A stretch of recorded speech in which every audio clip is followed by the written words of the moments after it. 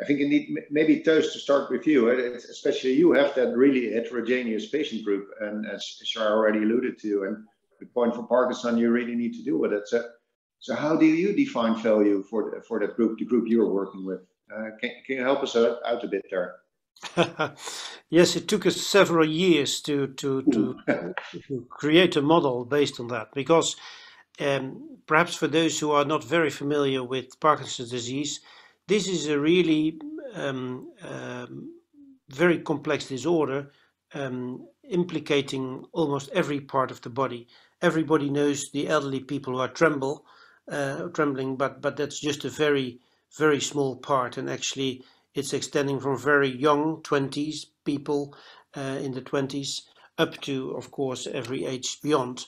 And it's not only a motor disorder. That's the point, because people always think they walk a bit poor, but it's about cognition, it's about mood, it's about anxiety, it's about swallowing, it's about gastrointestinal motility, it's about the cognition, or what I said. So these are a very multi-disorder problem. So that was the disease. So we can think of multiple outcomes in terms of medical outcomes. You can measure the cognition and you can measure everything. And what we did actually a couple of years ago, we had the national setup of what we called Parkinson Insight, which was a national quality database.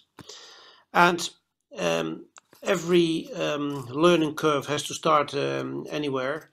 And this was a questionnaire which included quality of life. This included all kinds of cognitive and motor measurements, etc., etc. Overall, 130 questions. And we were able to keep that on for 2 years. And then it broke down because it was clear that the patients had to do quite a lot of formula fillings. And at the end, they were fed up with it. And so we had actually 20,000 records, which was quite a significant database already. But the interest and the enthusiasm from the patient side tremendously dropped after 2 years. And then we had to conclude this is not a sustainable thing on the long term. And then we went back, completely started at the beginning. And very simple, actually, we should have done that before. We just organized a meeting with a focus panel from our own patient group, trying to be that to make it as representative as possible. And we started very simply, what is important for you? So going back from all the disease parameters, but we went back to the patient and actually just asked them, what is important for you? What do we have to realize here? What does your visit to our clinic, what does it have to create in terms of results?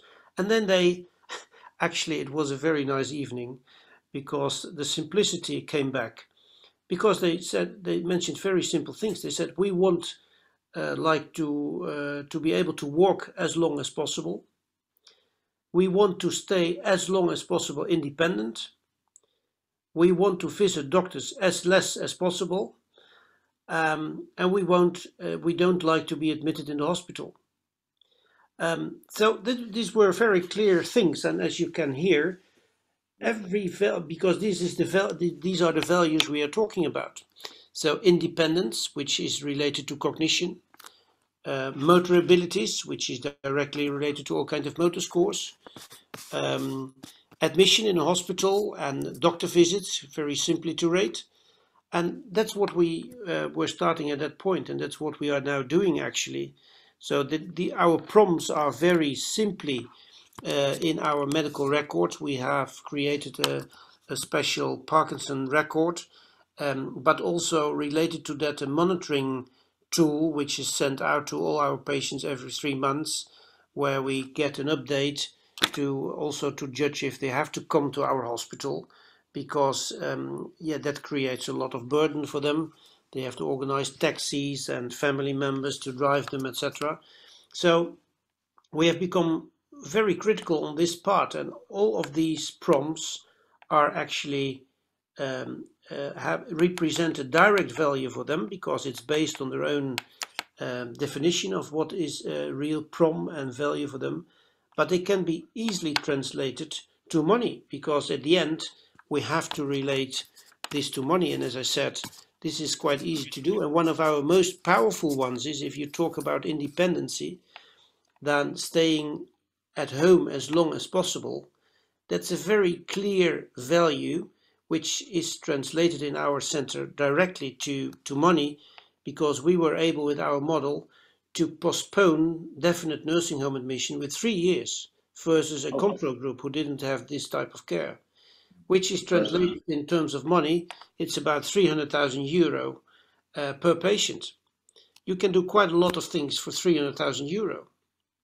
Yeah, but it's amazing. At times, if I hear you, like what I take away a lot is, luckily I heard the word easy a lot of times, and I think it's also, as you said, it's like, and it sounds sometimes easier, just ask the patients, but I think we tend to forget to do that. And if you ask them, you get like very solid answers, and make it easy for them to provide you the information, I think, as well.